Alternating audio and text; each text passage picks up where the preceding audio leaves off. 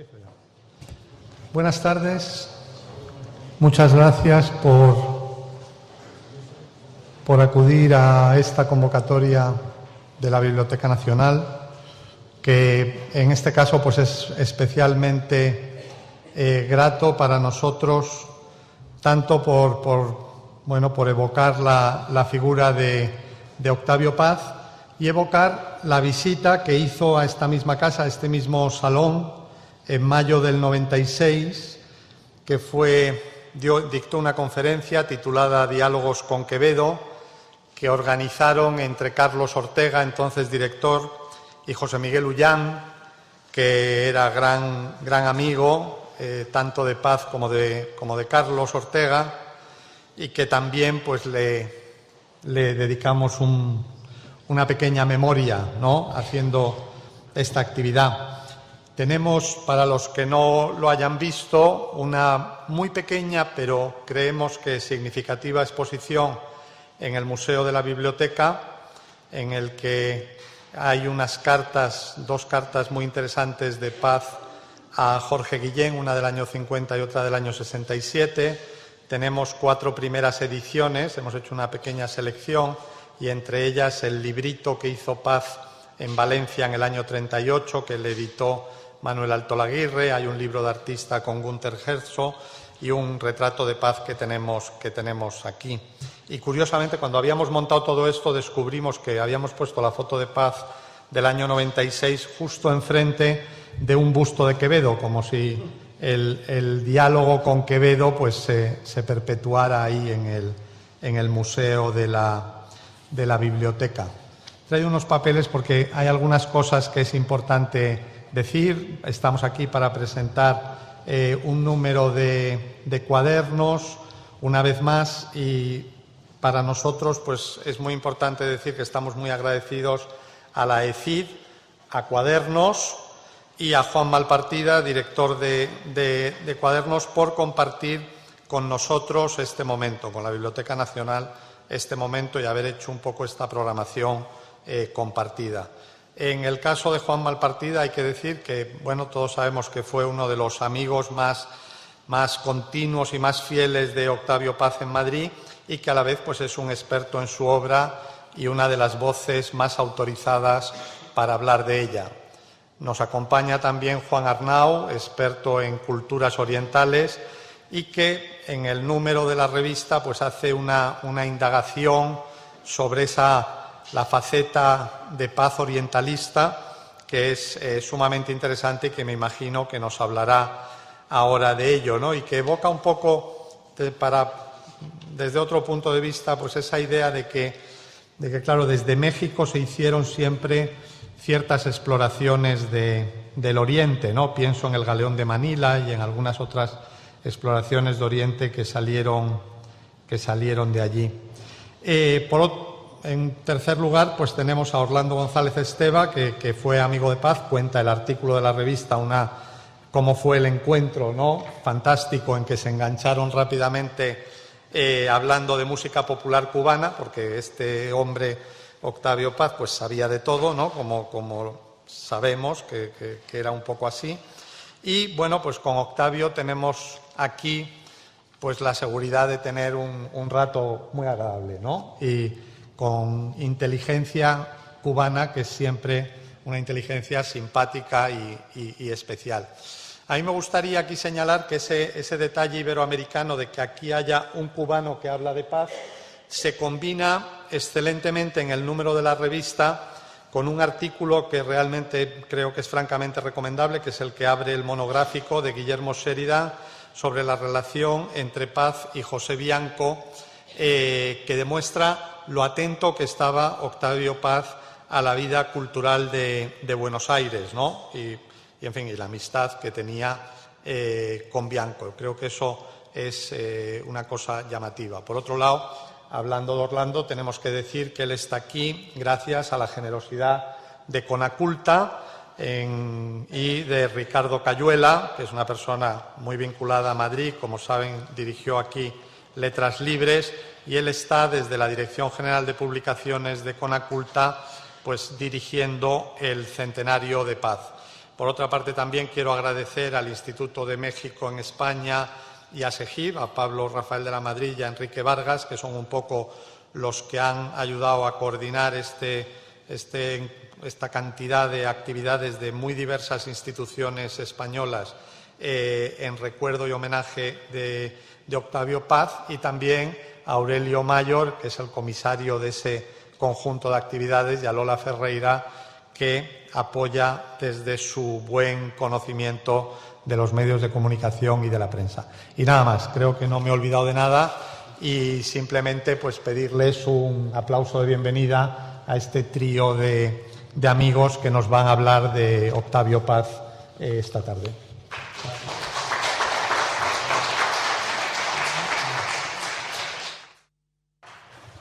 Bueno, buenas tardes. Es un placer estar con dos amigos a los que admiro por sus obras y que son también colaboradores de la revista Cuadernos Hispanoamericano.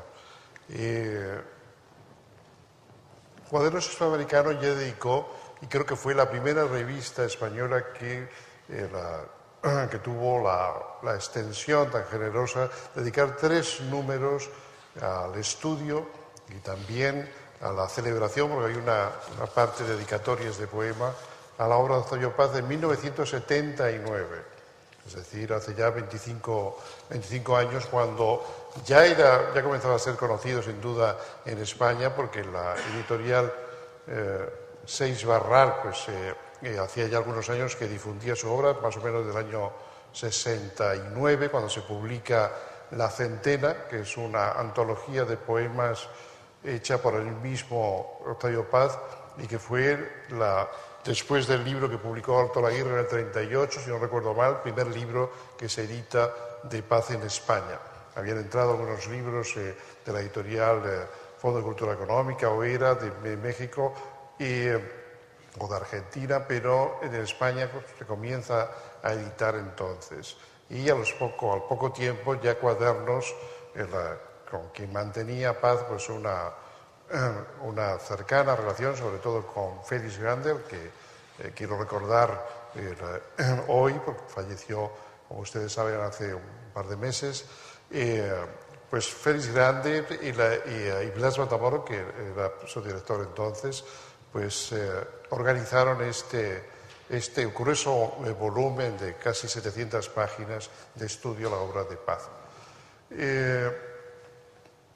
Desde entonces yo creo que Paz no ha dejado de estar presente en las revistas y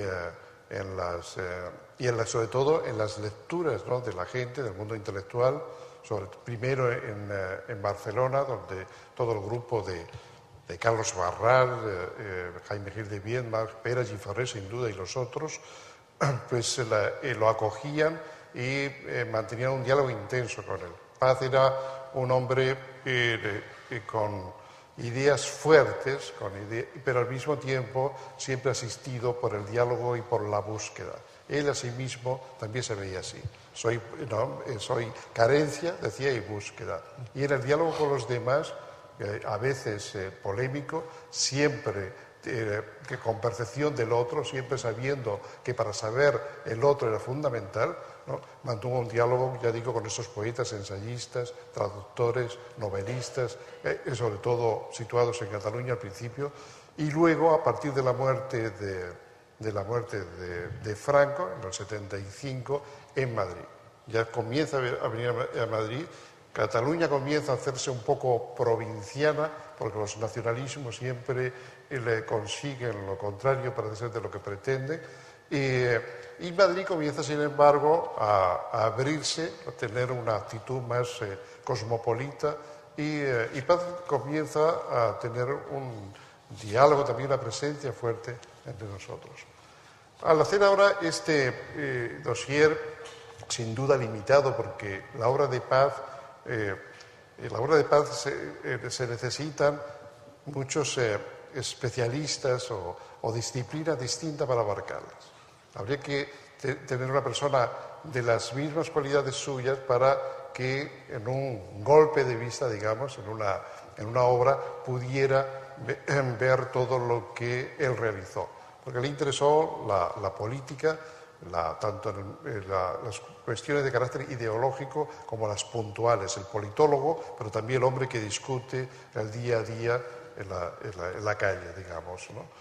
Le interesó en las civilizaciones desaparecidas, ¿no? Le interesó las artes, por un lado, prehispánicas, pero también, sobre todo, las del siglo XIX y el siglo XX, que era su siglo. Y le interesó la filosofía, en cierta medida, no como un historiador de la filosofía, sino ciertos temas de la filosofía, y también las literaturas francesas, inglesas, europeas, pero también orientales. Y a partir de los años 50, también, y de manera muy pujante e interesante, algo que Juan Arnau contará luego, por lo menos en alguna medida, el mundo oriental. Las literaturas, las artes y la filosofía, ciertas filosofías, cierta espiritualidad india, de alguna forma, y budista en general, hindú y budista. De alguna forma él llevaba ya el Oriente en sí mismo porque era mexicano, un mexicano de origen español, que muchas veces esto se ignora, a pesar de que él lo dice, por ejemplo, en las cartas a Tomás Segovia, y él mismo, ¿no? Decía, yo soy español. Es decir, la madre de Octavio Paz era española. Todos sus abuelos maternos eran de Cádiz, ¿no? Medina Sidonia, etc. Y los primeros recuerdos de Paz, el folclore, digamos, aparte del folclore mexicano, eran las canciones que su madre cantaba en casa. Canciones populares, ¿no? Andaluzas, que luego cuando Paz conoció a Alberti en 1934 en México, en un viaje que hizo Alberti a México, leyó ahí poemas, pues hablaron de esto, porque él conocía todas esas canciones que para Alberti, naturalmente, pues había sido un alimento durante toda su infancia y adolescencia. Así que hay otro vínculo con esa frase que cita Orlando González Esteiva del ritmo es un imán, ciertamente. Y el ritmo no es solamente un imán de poetas, de culturas, sino también es un imán en el sentido incluso metafísico. Es decir, une realmente el ritmo, y para Paz eso fue muy importante, la proporción, la medida, el ritmo, era, si no un destino, al menos sí había un significado, algo que realmente nos hacía insertarnos en un fluido universal, definitivamente, con los otros y también con lo otro. Precisamente eso es uno de los temas que estudia parcialmente, porque todo tiene que ser un poco parcial, y eso es importante también que así sea. José Luis Gómez Toré, un joven poeta y crítico talentoso en Cuadernos Hispanoamericanos. Y lo abrimos con un texto, como ha citado Carlos Alberdi antes, con un texto de Guillermo Sheridan, que es un estudioso de la generación de contemporáneos y sobre todo de los primeros 50 años de la literatura mexicana. Sheridan es además autor de 2 volúmenes de biografía y sigue, ¿no?, abundando en ello, de cierto periodo de Paz. Creo que es uno de los grandes entendidos, sobre todo en el vínculo entre biografía y obra. Y aquí estudia citando, a veces un poco mucho, en fin, teniendo en cuenta que están inéditas, en las cartas a Pepe Bianco, que nos permite precisamente, desde 1938, que es la primera colaboración de Paz en la revista Sur de Victoria Ocampo, sobre Muerte sin fin de Villaurrutia, y desde entonces hasta 1980. Una correspondencia con pausas, pero que recorre desde la juventud de Paz, antes de ir a Estados Unidos en 1943, hasta la muerte, casi un par de años antes de la muerte de Pepe Bianco, que fue un buen novelista, un buen cuentista, y todos hemos leído literatura inglesa y francesa traducida por él. Gracias a esa correspondencia que aquí se acompaña, ¿no?, con elementos críticos, vemos la relación de Paz por un lado, con la literatura hispanoamericana del sur, con el sur, de Cortázar a Borges y otros, pero también el periplo, ¿no?, de su desenvolvimiento sentimental, porque con José Bianco el Paz tenía una cierta complicidad, a pesar de que solo se vieron durante 1 año y medio en París, posteriormente al conocimiento previo, en 1959.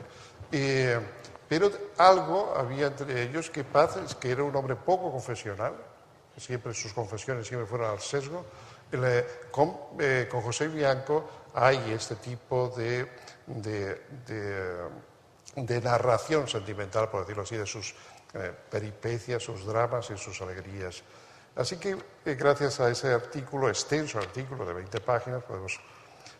El trabajo de Juan Arnau no lo voy naturalmente a comentar, porque él va a hablar precisamente de lo que ya señaló Carlos y de las relaciones con ciertos aspectos del budismo, y el texto de Orlando, pues lo mismo, va a hablar un poco sobre esto.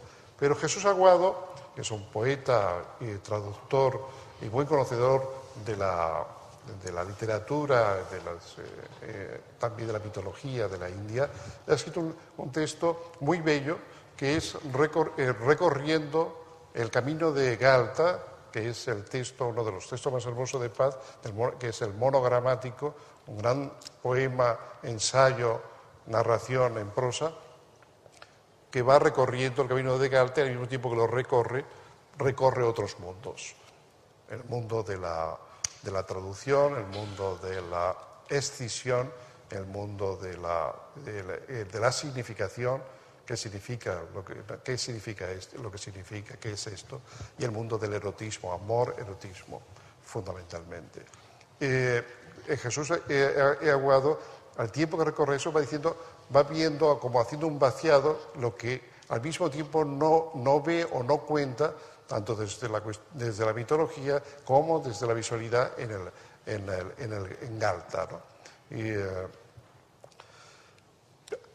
Andrés Sánchez Robaina nos cuenta cómo descubrió. Andrés Sánchez Robaina, como usted sabe, poeta canario, ensayista, traductor, en fin, es un hombre de letras, tuvo una relación fuerte con la obra de Paz.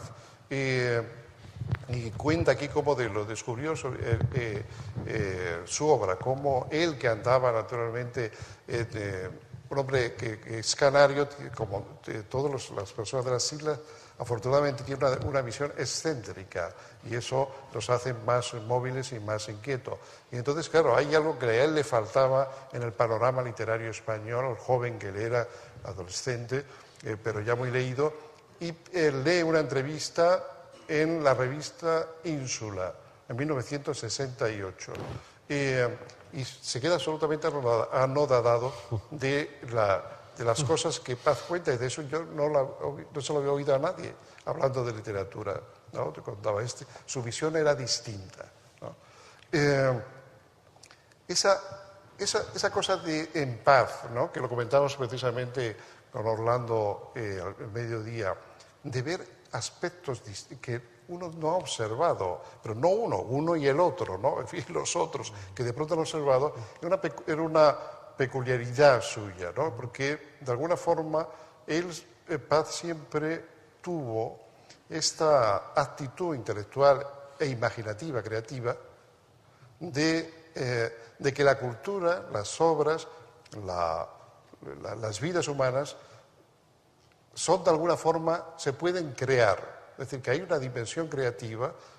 Lo que existe, a su vez, se crea y se recrea. No existe en sí mismo, no está del todo dado, ¿no? Ni mi propia naturaleza, pero tampoco lo de los otros, tampoco las obras. Las obras van cambiando también, no están fijas como en los manuales de literatura. Igual que no están fijos en los manuales de literatura, tampoco la historia ni el presente está fijo en nada, ¿no?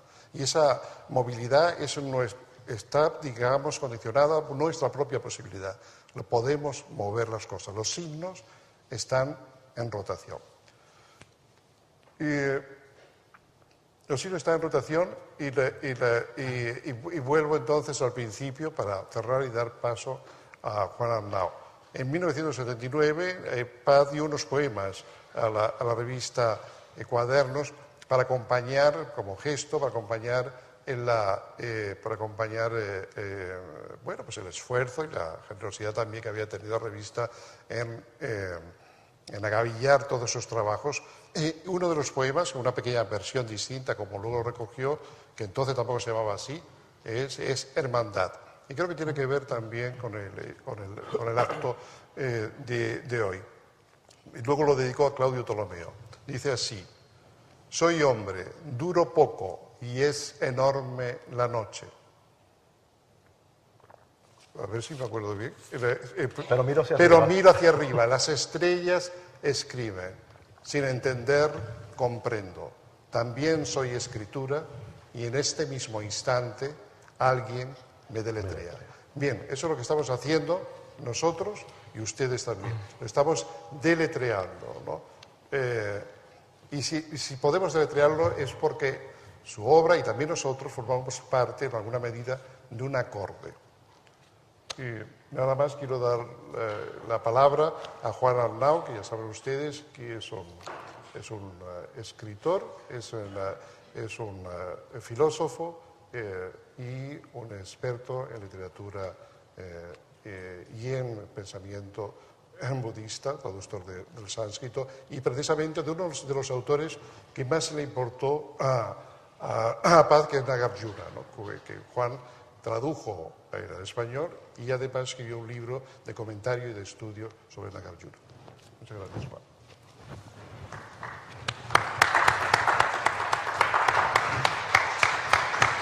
Cogiste como cala por el lado.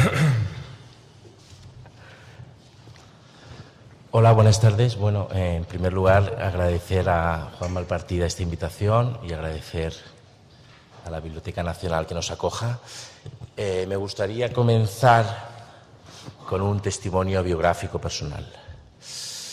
Yo estudié astrofísica aquí en Madrid y después de estudiar trabajé un tiempo como guionista y conseguí una beca para hacer un estudio del cine indio. Y yo entonces a Octavio Paz le tenía un poco de manía. No lo conocía y había leído por la prensa que él se oponía o era muy crítico con los insurrectos de Chiapas y yo simpatizaba por aquel entonces con el subcomandante Marcos y entonces lo tenía tachado de mi lista, como tenía tachado a Vargas Llosa o a otros grandes escritores que uno cuando es joven tacha siempre precipitadamente. Y entonces yo estaba muy nervioso porque me iba a ir un año a la India y el día antes de coger el avión pues me di un paseo por una librería, que es lo que hacemos los que amamos la literatura, y me encontré con este libro, precisamente con este ejemplar que está un poco ya viajado, Vislumbres de la India. Y bueno, dije, esto es destino, me voy mañana a la India, encuentro este libro y me lo llevé. Y este libro me sirvió como guía para mi estancia en la India y es en parte responsable de que yo me haya dedicado a la indología durante los últimos 15 años. Y curiosamente me dediqué a la indología a partir de un doctorado que realicé en México. En el Colegio de México fue donde yo aprendí sánscrito, es decir, en España no se podía estudiar sánscrito, no había nadie que enseñara sánscrito. Yo siempre cuento que cuando nosotros fuimos los primeros, digamos, de la era moderna interesados en la India, hicimos un viaje a la India en 1492, pero nos encontramos con América y entonces nos olvidamos de la India. Y la India sigue sin estar, digamos, en los estudios reglados de este país, ¿no? Y queda todavía mucho trabajo. Pero bueno, fue en México, en la Tierra de Paz, donde yo estudié sánscrito, donde me acerqué por primera vez, por supuesto, después de leer este libro, leí otros muchos libros de él y me convertí en, como nuestros amigos y como los que estamos aquí, yo creo, en admirador de la obra de Paz. Bueno, Paz en la India, el primer viaje que hace Paz a la India es a principios de los años 50.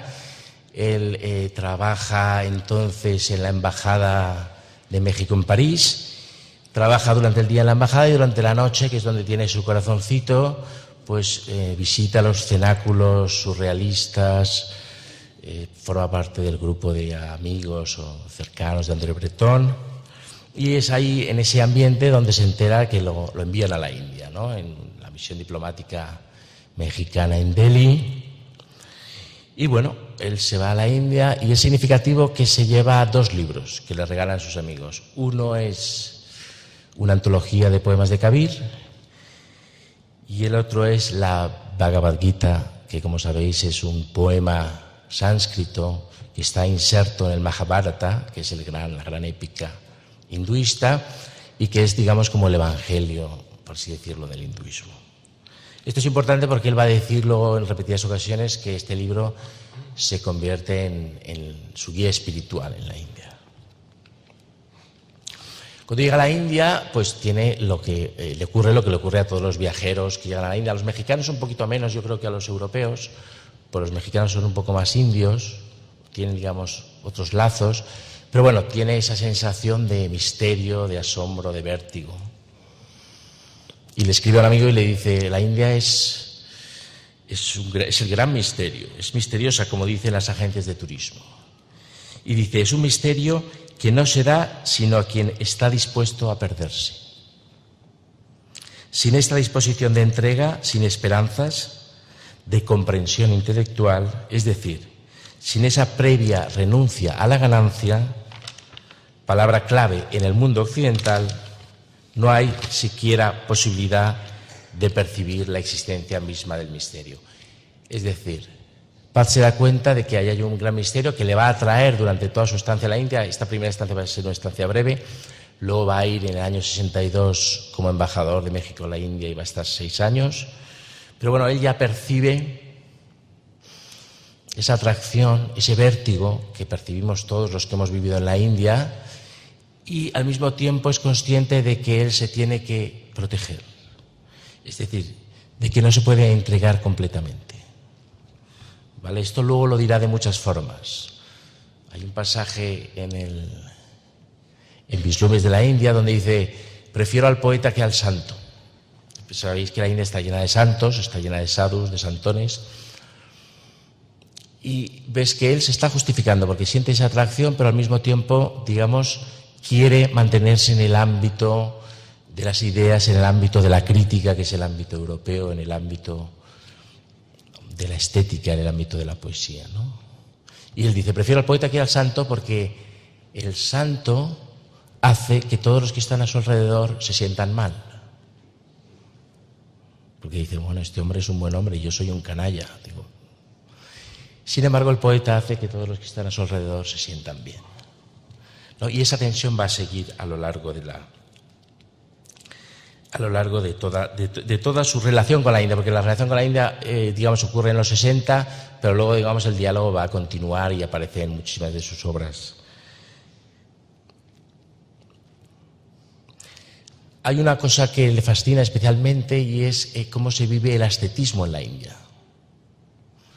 Es decir, cómo la renuncia al cuerpo o el fustigamiento del cuerpo, cómo se vive y qué diferente es ese ascetismo indio al ascetismo, digamos, cristiano de nuestras tradiciones. Y al principio, en una de las primeras cartas que escribe en 1962, dice: sospecho que estos estados de soberana indiferencia o son una superchería o un indicio de alguna lesión vital. Es decir, él, ante los sadhus y ante los grandes ascetas, digamos, mantiene una distancia muy crítica.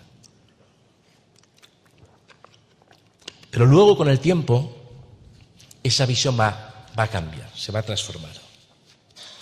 Y muchos años más tarde escribirá. Sabéis que Paz, bueno, era un hombre apasionado por el tema de lo erótico y el tema de la sexualidad. Y dice: esta visión de la sexualidad como energía cósmica y del cuerpo como reserva de energías creadoras, en esta visión de la sexualidad como energía cósmica y del cuerpo como reserva de energías creadoras, reside una de las causas, probablemente la más antigua, de la abstinencia sexual. La castidad comenzó por ser una práctica dirigida a atesorar vida y energía vital. El cuerpo es una fuente de sexualidad y, por lo tanto, de energía. Retener el semen, guardarlo y transformarlo en energía psíquica es apoderarse de grandes poderes espirituales y sobrenaturales. Aquel que busca la liberación, es decir, Paz se da cuenta de que el ascetismo indio utiliza el cuerpo como un trampolín hacia lo trascendente. Aquel que busca la liberación no ve en su cuerpo un obstáculo, sino un instrumento. Las prácticas ascéticas, aun las más severas, son una doma progresiva del cuerpo. El yogui no busca separar a su alma de su cuerpo, como el místico platónico. Quiere convertirlo en un arma de liberación. Es un trampolín de salto mortal que lo lleve a lo incondicionado. El ascetismo, en sus manifestaciones indias, y esto es muy interesante en esta época que hay tanto culto al cuerpo y culto al deporte, colinda en un extremo con la erótica y en el otro con el atletismo. Otra de las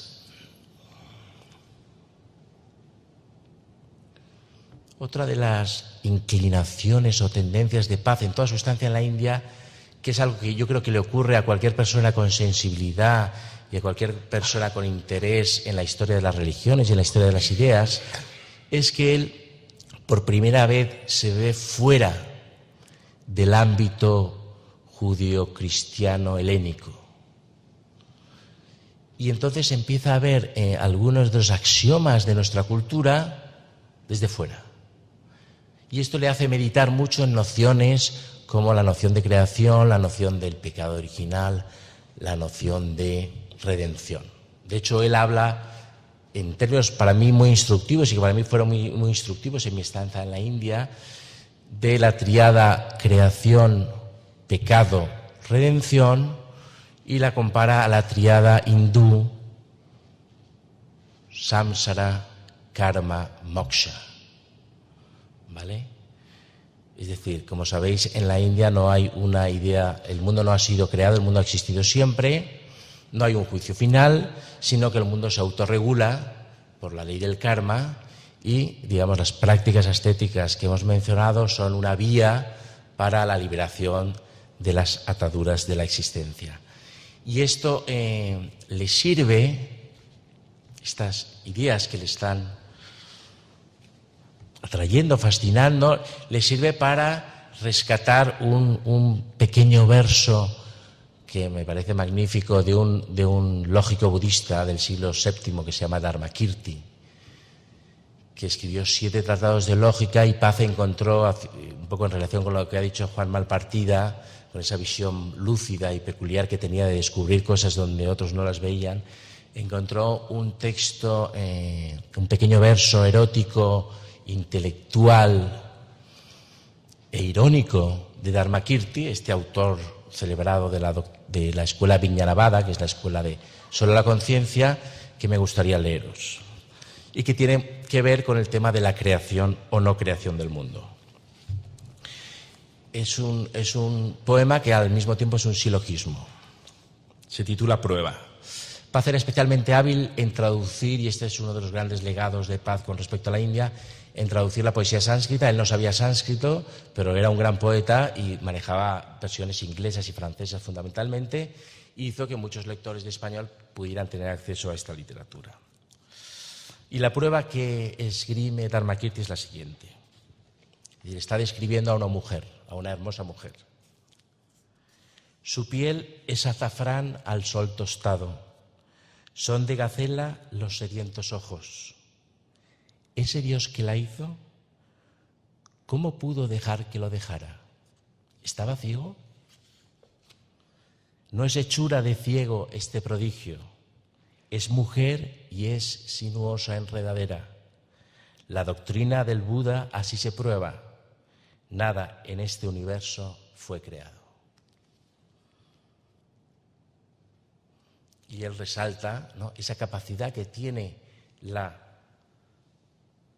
literatura sánscrita, la poesía sánscrita, para combinar lo sensual, lo intelectual y lo irónico.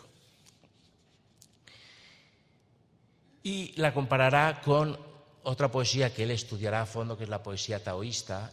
Él, como sabéis, pues tuvo mucha atracción por el taoísmo, y escribe: la gran poesía sánscrita comparte con la griega y con la latina la elocuencia, la nobleza y la sensualidad de las formas, la violencia y sublimidad de las pasiones, en fin, la plenitud del gran arte.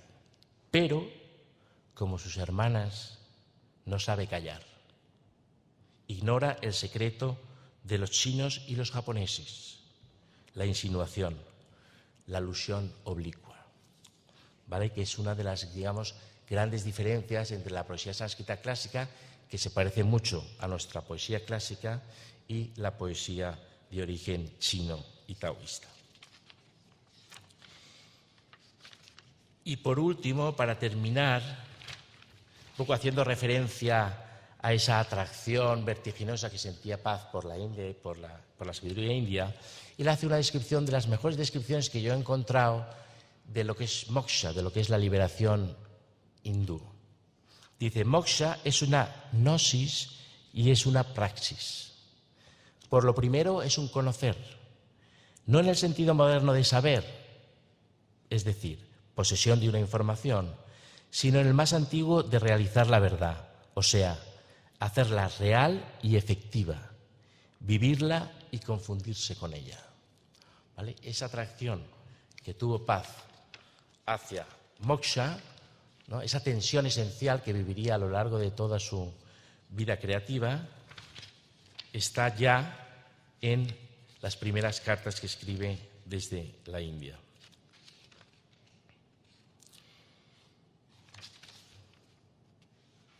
Y para terminar, me gustaría, a mí personalmente me impresionó mucho, yo creo que es un tema que ya se ha tratado mucho, pero tiene relación con lo dicho respecto a la tríada samsara, karma, moksha, el concepto del tiempo, ¿no? Octavio Paz tenía esta, digamos, recurrencia nietzscheana del eterno retorno, ¿no? Esta idea de los signos en rotación, de que todo siempre vuelve. Cuando él deja la embajada mexicana en India, lo hace como consecuencia de las matanzas de Tlatelolco, y él dice: los sacrificios rituales han vuelto, ¿no? Haciendo referencia al México prehispánico, al México azteca, ¿no? Y dice, y escribe: para el cristianismo el tiempo lineal, el humano, es el que cuenta, porque es el de nuestra salvación o condenación. Esta es una idea que él mismo confesaría que comparte, ¿no? Porque Paz no podía asumir la idea de la reencarnación, y esto se lo confiesa, creo que a Tomás Segovia, ¿no? Él creía que aquí se decide todo y que la vida es la oportunidad única. En ese sentido, él se reconocía cristiano.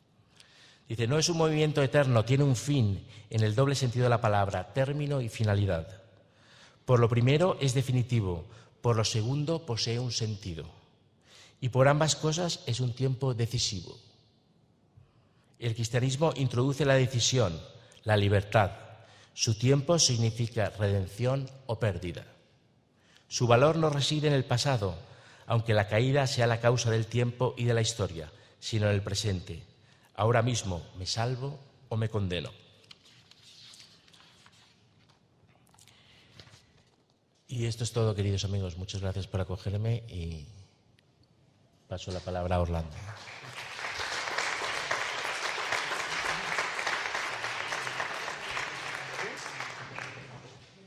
Bueno, ahora tiene la palabra Orlando, que ustedes saben es poeta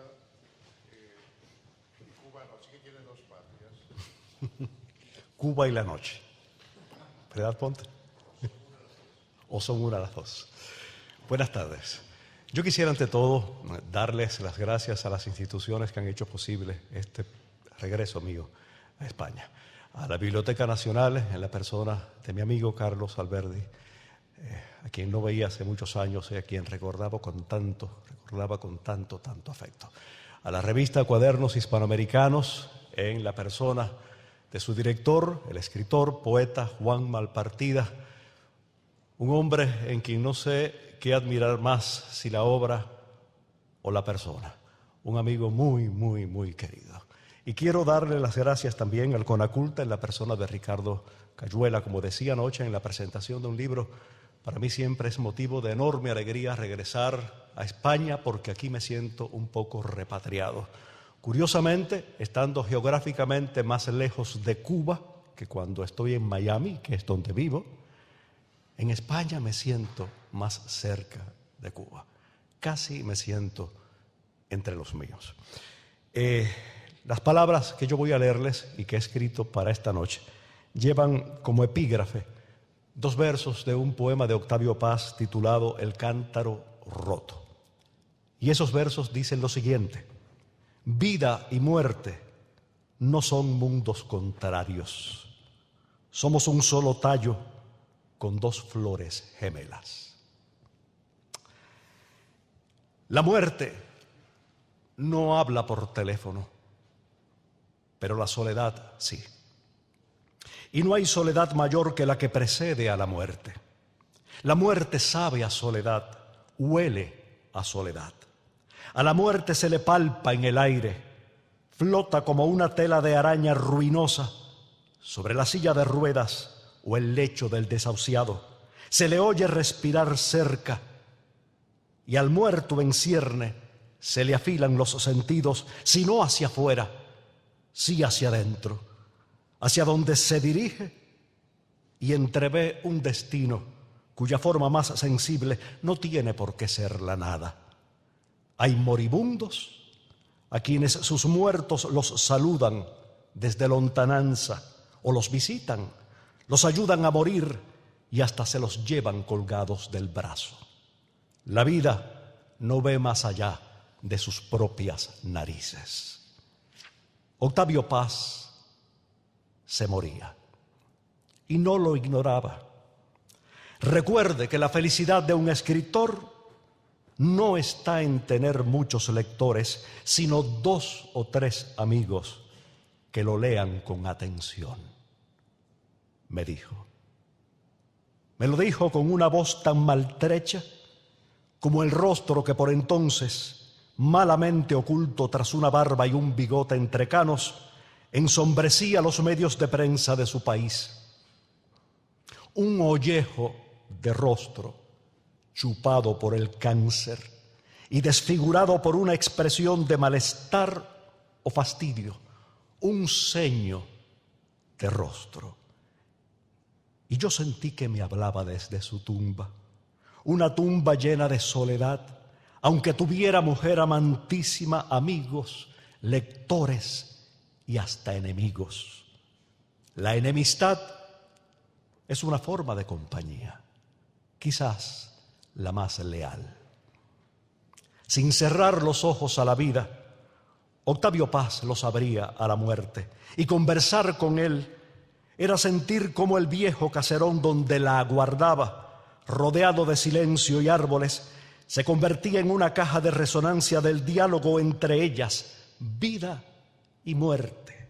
Era acompañarlo en el último umbral, un umbral cuyo vano abarcó aquella tarde de principios de 1998 desde Coyoacán, una barriada del Distrito Federal mexicano, hasta West Miami, una minúscula ciudad del sur de la Florida. Y era exponerse al portento de una inteligencia a la que la muerte, lejos de debilitar, infundía un temblor de humanidad extrema. Aún sabiéndole gravemente enfermo, yo había decidido llamarle por teléfono. Quería que supiera cuán presente le tenía y proporcionarle, si advertía que mi interlocución, lejos de fatigarlo, le animaba, proporcionarle alguna distracción. «Mande», contestó una voz de mujer desconocida, una voz, ahora lo comprendo, que bien pudo haber sido la de la propia muerte, que atendía al enfermo y se hacía pasar por su empleada doméstica. La muerte, que picada en su orgullo me desmentía, empuñaba el auricular. Pregunté por Marie Jo Me sentí en el deber de consultarle si mi llamada podía ser importuna. No está, me dijo la extraña. Iba a preguntarle por el propio Paz cuando oí un secreteo. ¿Quién llama?, inquirió. Le di mi nombre. Lo repitió en voz tan alta y de manera tan enfática que comprendí que su propósito no era precisarlo ni memorizarlo, sino compartirlo con alguien que debía decidir si estaba o no de acuerdo en ponerse al teléfono. La muerte hubiera sido más astuta. Luego de un breve escarceo, palabras ininteligibles, ruidos, nervios, escuché otra voz que me saludaba. Era Paz.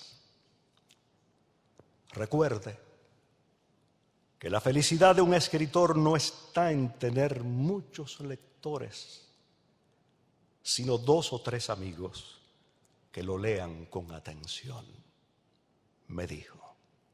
Y yo supe que debía recordar esa frase cuchicheada desde el fondo de un nicho del tamaño del tiempo. Supe que esa frase resumía la lección que había comenzado a recibir cuando, sin imaginar que alguna vez disfrutaría de su amistad, descubrí su obra. Una frase que me entregaba como un amuleto para que nunca me sintiera desalentado por la soledad de quienes lo apuestan todo a la poesía y descubren a cuán pocos de sus contemporáneos les interesa su apuesta, cuán indiferente les es su fervor. Una frase, esa que me entregaba, para protegerme de las aspiraciones banales y para que cifrara la dicha donde hay que cifrarla, no en el reconocimiento de muchos, sino en el interés de unos pocos amigos en mi trabajo. El interés, no el elogio, que elogiar puede cualquiera, incluso sin saber qué elogia. De esa penúltima conversación, quizás huelgue recordar que nunca dejamos de conversar con aquellos autores cuyas obras inflamaron nuestra juventud, enriquecieron nuestra madurez y hacen más acogedores nuestros hogares. Vivo en conversación con los difuntos y escucho con mis ojos a los muertos. De esa penúltima conversación guardo unos pocos recuerdos nítidos, pero ninguno más persistente que el de aquella soledad en la que me pareció oír morirse a Octavio Paz. Morirse y hablar de poesía.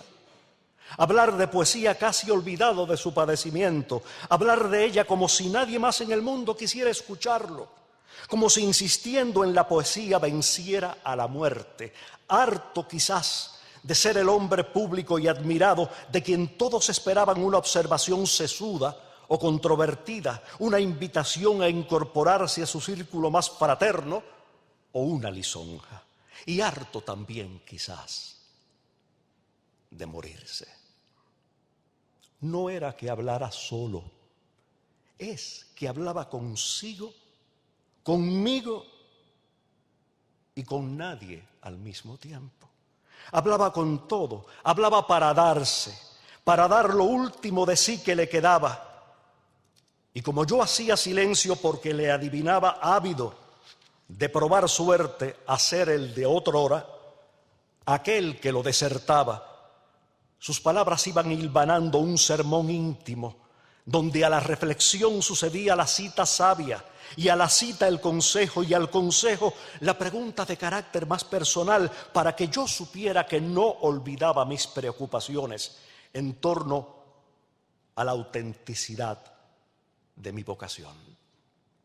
Y a esa pregunta sucedía la exhortación a continuar escribiendo versos, pero sin relegar la prosa, porque la prosa, menos sujeta a la volubilidad de la inspiración, esa demanda insoslayable del poema, la prosa mitiga la angustia de ser escritor y no poder escribir. Esa angustia que él mismo según él, qué difícil creerle, había padecido. No era la gente quien abandonaba a Paz, sino la vida. Y era la ausencia progresiva de la vida la que lo aislaba de todo, incluso de sí mismo, de todo menos de la poesía. Mientras pudiera insistir en ella, abrir los ojos de otros a su misterio, advertir de sus peligros y demostrar hasta qué punto la muy veleidosa podía, en determinados momentos, iluminar el mundo, reconciliar contrarios y dar sentido a lo que no parecía tenerlo, no estaría totalmente solo, no estaría del todo muerto, o de estarlo, podría resucitar. El cáncer, mal de males, criatura omnívora por excelencia, iba dando cuenta de todo. Pero la poesía, en él, en Octavio Paz, era un hueso duro de roer. Tan duro que ahormaba su prosa como el esqueleto ahorma la carne y la sobrevive. La maravilla de la prosa de Octavio Paz, donde no se sabe qué admirar más, si la perfección formal o las consideraciones que va repartiendo como un jugador experto, una baraja cuyos naipes no ofrecen imágenes planas, sino hologramas. La maravilla de la prosa de Octavio Paz no es patrimonio único de la inteligencia, sino de la poesía. Bandeja de plata que aún oculta, da lustre y contagia un temblor de río a todo lo que se deposita en ella. Nada más parecido al escritor que conocí en 1986 que su prosa. O al revés, nada más parecido a su prosa que el escritor que conocí en 1986 y con quien en años posteriores, sin perder pie ni pisada sus comentarios, iba a atravesar la zona rosa de su ciudad mientras Pita Amor, un personaje a quien muchos mexicanos presentes conocen, mientras Pita Amor se materializaba y desvanecía en una esquina o nos pasaba por al lado como una exhalación, y Juan Soriano, rápido como un reflejo, nos esperaba para almorzar a la sombra de una pérgola. El escritor con quien caminaría por Cayo Hueso, el punto más al sur de Estados Unidos, en compañía de nuestras respectivas mujeres, una noche rumbo al mar. Los años no pesaban, la erudición pesaba menos, se había integrado de una manera tan natural al hombre, y la vitalidad de Octavio Paz, era tal que no había prepotencia que temer. En 1986, septuagenario, Octavio Paz iba y venía con la ligereza de un hombre en el verano de su vida.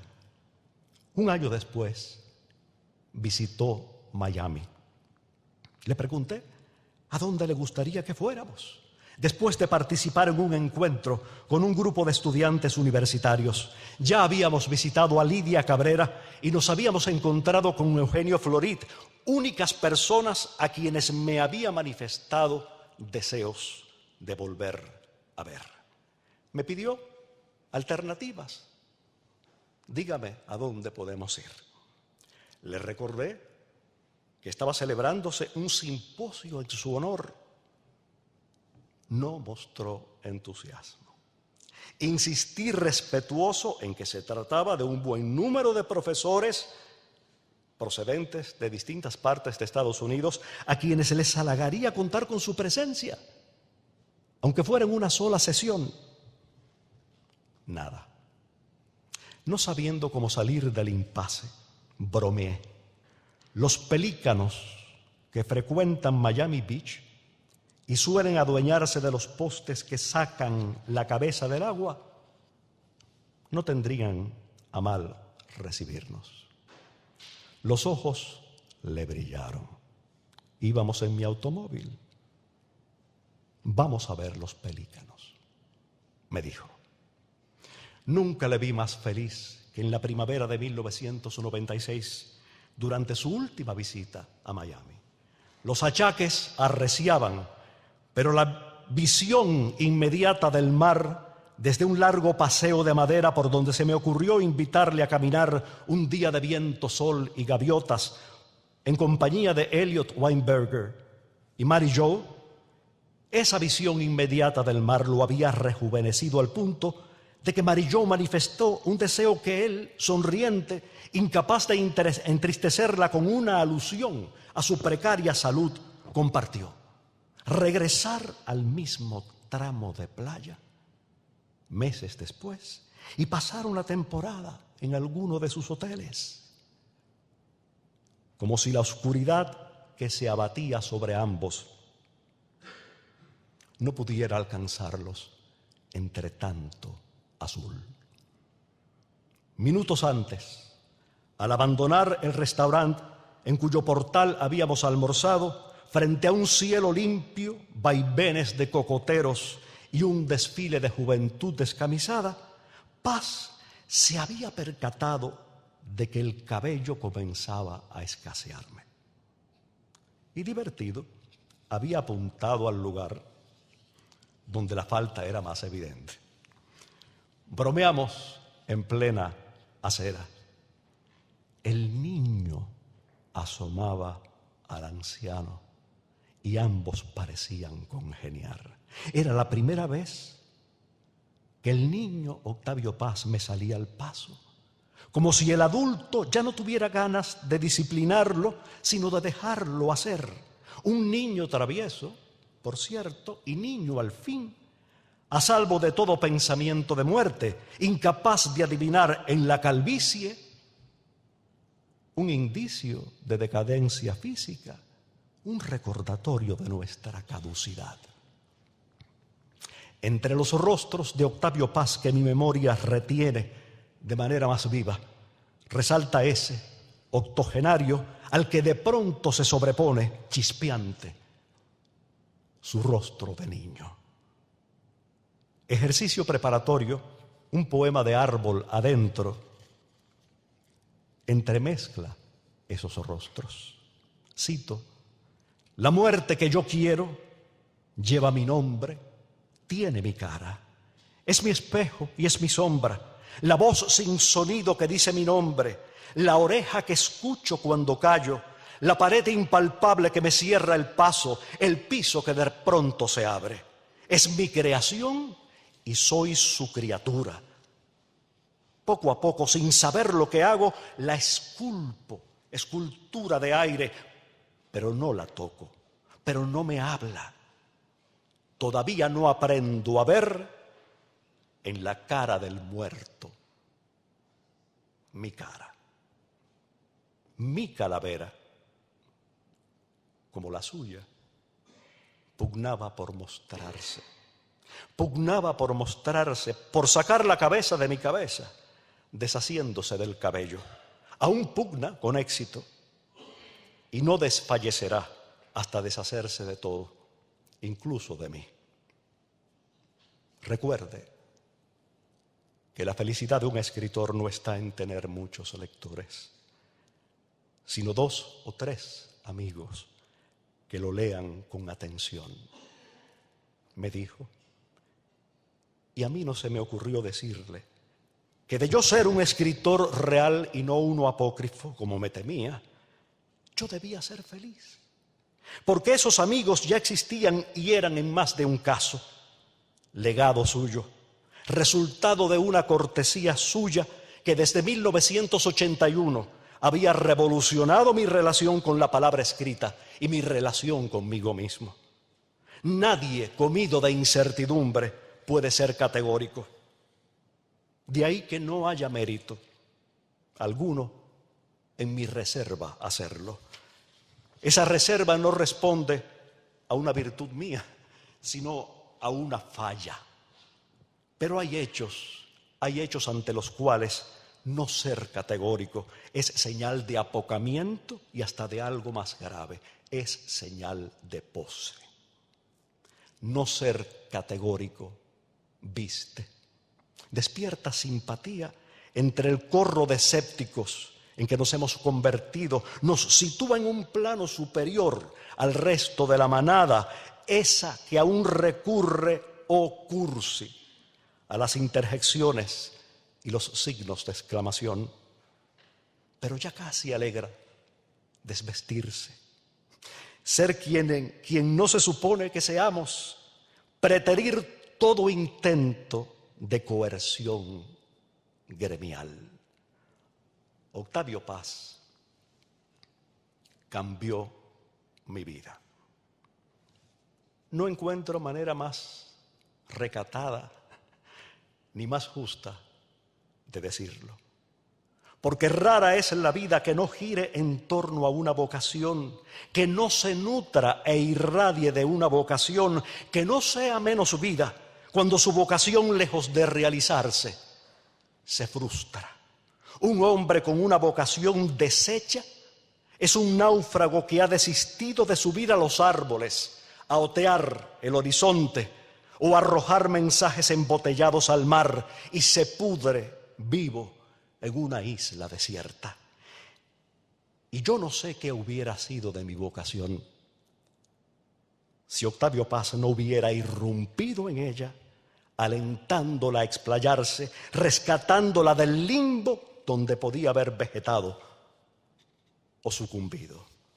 El mapa de la poesía contemporánea, y eso lo saben los amigos poetas presentes esta noche aquí, el mapa de la poesía contemporánea es un archipiélago de islas habitadas por un solo hombre que vive tumbado en la arena en posición fetal, víctima de un mal crónico, el descorazonamiento. Los factores de riesgo de mi vocación eran múltiples. El primero, mi carácter de exiliado. El resplandor de la revolución cubana aún cegaba cuando adolescente comencé a escribir, y todo desconocido que fuera desafecto a ella, a la revolución, era un tunante a quien había que cerrarle las puertas, sobre todo si residía en Estados Unidos, aunque hubiera abandonado la isla. Niño. Nada querían saber de él sus virtuales colegas y mucho menos las editoriales y la crítica. Era el leproso de turno. El segundo factor de riesgo era mi determinación de escribir en español en un país angloparlante. O peor aún, lo dije anoche, escribir de espaldas a la cultura anfitriona. Y el tercer factor de riesgo, no menos grave, era mi afición a las formas clásicas del verso, tan menospreciadas por la mayoría de mis compañeros de generación. Más que un exiliado, yo era 3 exiliados. Uno de mi país, otro de mi idioma y otro de mi época.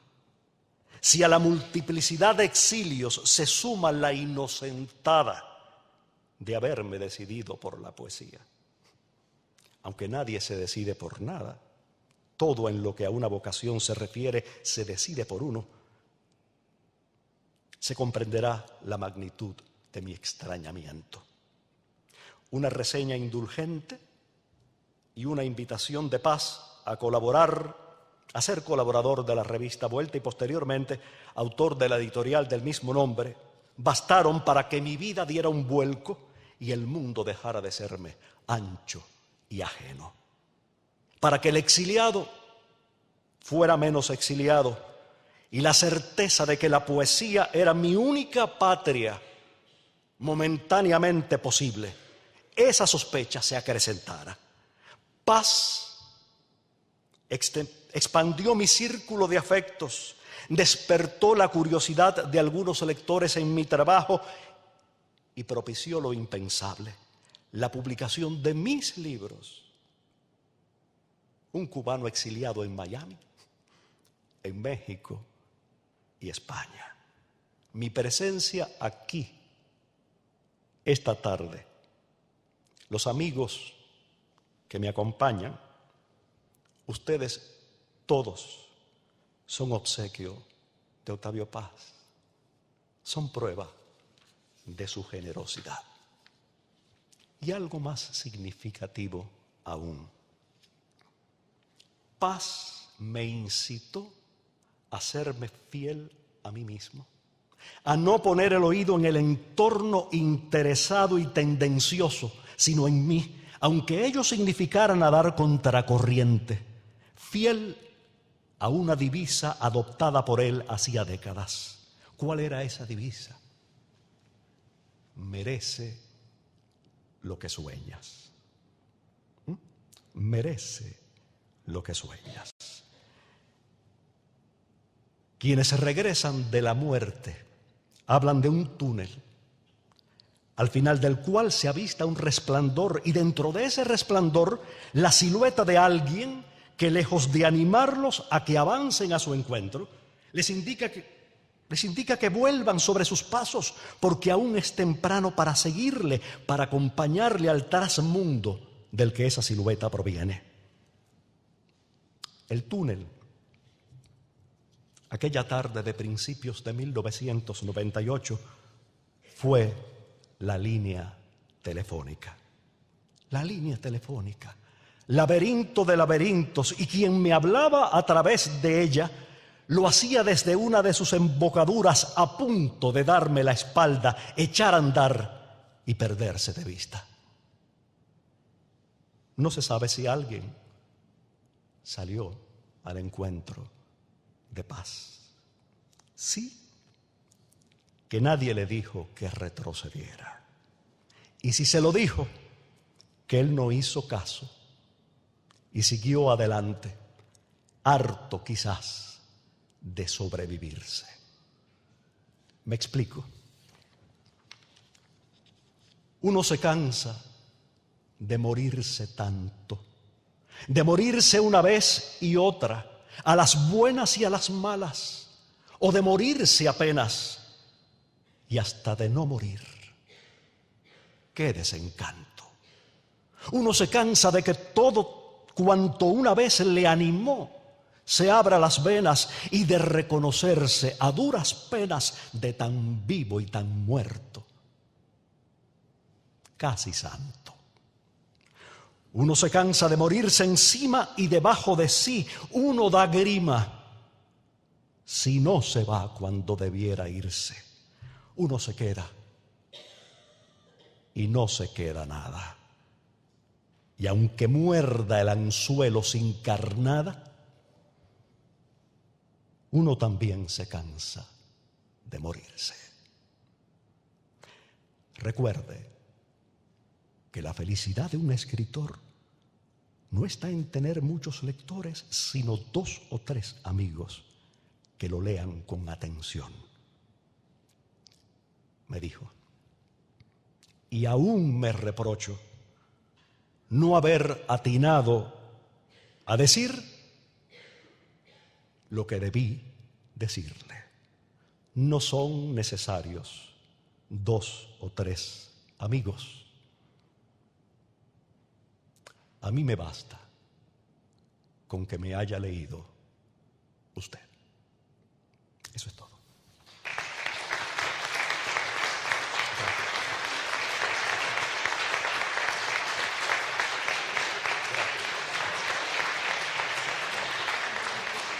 Gracias.